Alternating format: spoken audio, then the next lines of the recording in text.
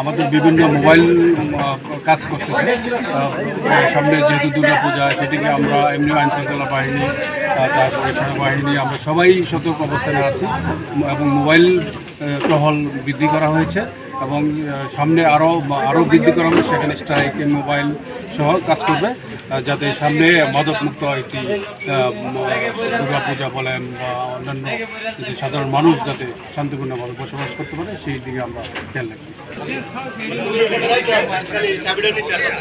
আজকে আমরা সন্দেহবশত এলাকাবাসী গাড়িটাকে ধরার পরে তারা এই গাড়ির যে ড্রাইভার আছে তার উপর দিয়ে গাড়িটা নেওয়ার চেষ্টা করে। তারপর আমরা মুড়ে অবস্থান করি, এলাকাবাসী যারা আছে সবাই অবস্থান করে। তারপর এখানে আমরা সেনাবাহিনী স্যার আছে, পুলিশ আছে, আমরা সবাইকে খবর দিই।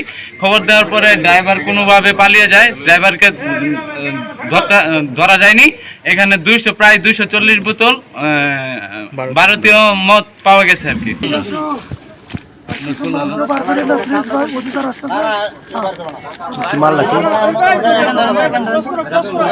গাড়িটাকে ধরার পরে আমরা গাড়িটা চেক করার পরে এখানে অনেক ধরনের ইন্ডিয়ান মদ পাওয়া যায়।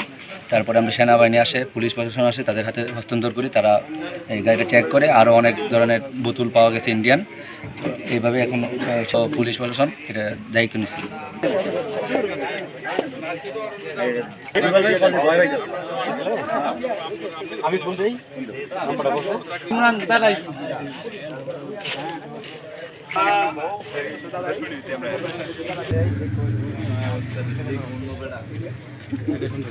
গুটকা পূজা